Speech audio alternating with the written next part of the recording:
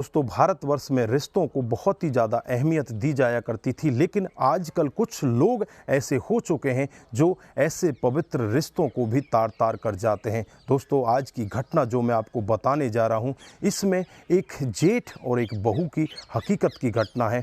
जेठ को पहले समय में बहू अपने पिता के समान माना करती थी, उसकी हर तरह से सेवा करती थी। इधर जो जेठ होता था वो भी अपने छोटे भाई की बहू को एक बेटी के समान माना करता था, लेकिन आजकल ऐसे पवित्र रिश्ते को भी तार तार किया जा रहा है। दोस्तों, आज की घटना में एक जेठ और एक बहू के आपस में संबंध बन जाते हैं, एक दूसरे के साथ प्यार प्रसंग में आ जाते हैं। उसके बाद इस सब के बारे में जब उस बहू के पति को पता चलता है तो होता है वहाँ पर इतना बड़ा कांड कि उस पति को बड़ी ही बेरहमी के साथ मौत के घाट उतार दिया जाता है। दोस्तों, आजकल बहुएं इस तरह से हवस में अंधी हो चुकी हैं, वो ये तक नहीं देख रही कि आगे तुम कर क्या रही हो, आगे चल के तुम्हारे साथ में होगा क्या। दोस्तों, आज की पूरी घटना सुनने के बाद आप भी इस बहू और इस जेठ के ऊपर थू थू करने लगोगे। आइए दोस्तों, जानते हैं पूरा मामला क्या था। नमस्कार, जय हिंद। आप देख रहे हैं APH न्यूज़ राहुल रावत के साथ। तो दोस्तों,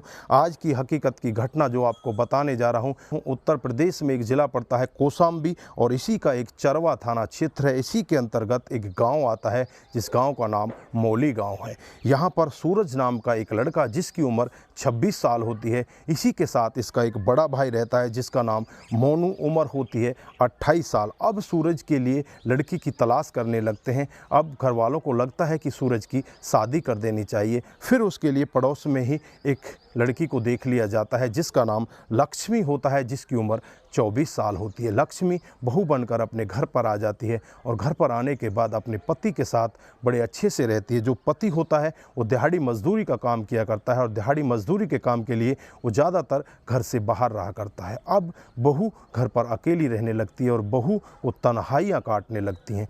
तन्हाइयाँ भी उसे इस तरह से काटती हैं, उसकी नज़र उसी के जेठ मोनू से मिलने लगती है और जेठ से मिलने के बाद जेठ भी इस बात का जरा सा भी संकोच नहीं करता, अपनी बहू पर डोरे डालने लगता है और उसके साथ इसी तरह से रहने लगता है जैसे एक पति पत्नी रहते हैं। कुछ ही दिन का समय बीतता है, लगभग 1 साल का समय ऐसे ही बीत जाता है। 1 साल के बाद जो सूरज होता है उसे इस सब के बारे में पता चल जाता है। उसके बाद सूरज अपनी पत्नी से बहुत ही ज़्यादा लड़ाई करता है। सूरज अपनी पत्नी से कहता है कि दोबारा अगर मैंने ऐसा कभी सुना तो मैं तुझे छोड़ूंगा नहीं, तुझे तलाक दे दूंगा। इस पर पत्नी भी कहती है कि मैं बहुत ज़्यादा बहक चुकी थी, मुझे नहीं पता था कि मैं क्या कर रही हूँ, मुझे माफ़ कर दो। उसके बाद पति पत्नी एक दूसरे के साथ रहने लगते हैं, लेकिन सूरज एक फ़ैसला लेता है। वो वहाँ से चलकर करारी थाना क्षेत्र में पहुँच जाता है। यहाँ पर एक ईंट का भट्टा होता है, उस ईंट के भट्टे पर जाकर काम करने लगता है। वहीं पर एक झोंपड़ी बनी होती है, उस झोंपड़ी में ये दोनों रहने लगते हैं।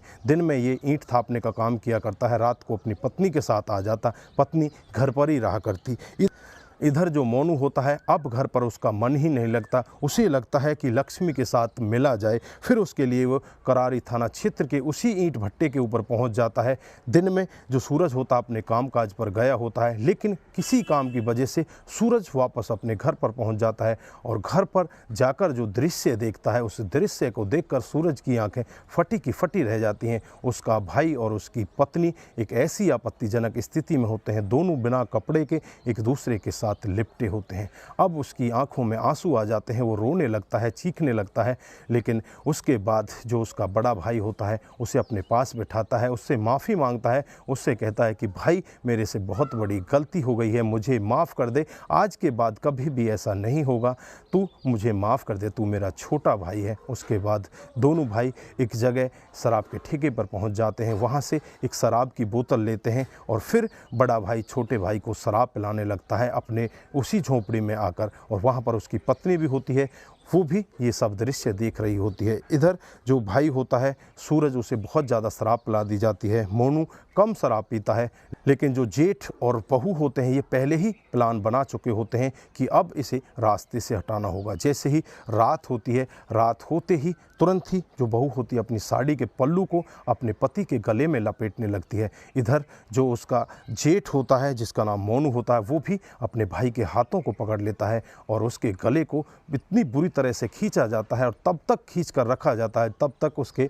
प्राण नहीं निकल जाते। उसके बाद उसे वहीं पर मौत के घाट उतार दिया जाता है। फिर रात को ही उस झोपड़ी से उसे खींचकर खेतों में जाकर डाल आते हैं। उसके बाद चुपचाप बहू अपने घर में आ जाती है और जैसे ही सुबह होती है, आसपास के लोग देखते हैं कि खेतों में एक डेड बॉडी पड़ी होती है। तुरंत ही उसकी पहचान कर ली जाती है कि ये डेड बॉडी किसी और की नहीं, सूरज की है। सूरज की पत्नी के घर आया जाता है तो पत्नी दहाड़े मारकर रोने लगती है। इधर पुलिस को भी खबर दे दी जाती है। पुलिस मौके पर पहुंच जाती है और पुलिस डेड बॉडी को अपने कब्जे में लेकर उसे पोस्टमार्टम के लिए भेज देती है। इधर पत्नी से बातचीत करती है, आसपास के लोगों से भी बातचीत करती है तो पत्नी वहां पर जो भट्टे का मालिक होता है उसी के ऊपर आरोप लगाने लगती है। इधर जो वहां पर एक ट्रैक्टर चालक होता है उसके ऊपर भी आरोप लगाती है, यानी कि दो लोगों के ऊपर वो नाम दर्ज कराना चाहती है। पुलिस वाले भी अपनी जांच पड़ताल में लगते हैं।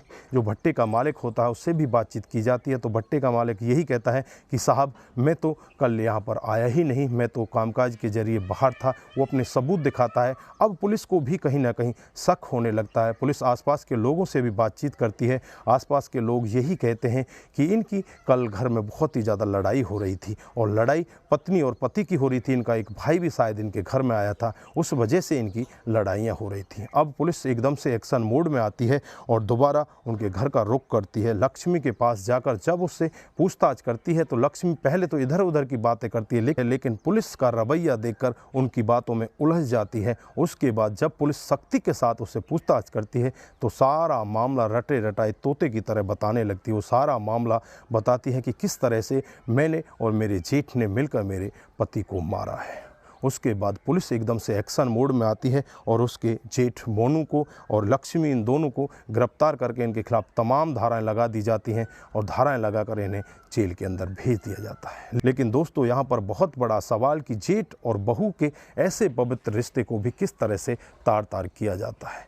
दोस्तों, हवस के चक्कर में लोग बाग इस तरह से अंधे हो जाते हैं, इस तरह से पागल हो जाते हैं, वो अपने भाई की बहू को भी नहीं देख पाते और इस तरह से छोटे भाई को भी उस हवस और उस झूठे प्यार के चक्कर में रास्ते से हटा देते हैं। दोस्तों, यहाँ पर आप क्या कहना चाहते हैं? आपकी जो भी राय है एक बार कमेंट बॉक्स में ज़रूर दीजिएगा। दोस्तों, इस घटनाक्रम को सुनाने का उद्देश्य किसी को बरगलाना, किसी को बहकाना, किसी पर किसी प्रकार का दबाव बनाना नहीं है। हमारा उद्देश्य बस यही है कि आप लोग जागरूक हों और ऐसे क्राइम के बारे में जाने जो डे बाय डे हमारे समाज में बढ़ते जा रहे हैं। दोस्तों, आज के लिए बस इतना ही। फिर मिलते हैं किसी नए मोड़ के साथ। तब तक के लिए आप अपना ख्याल रखें, अपने परिवार का ख्याल रखें, सतर्क रहें, सावधान रहें और ऐसे क्राइम को अपने आसपास ना होने दें।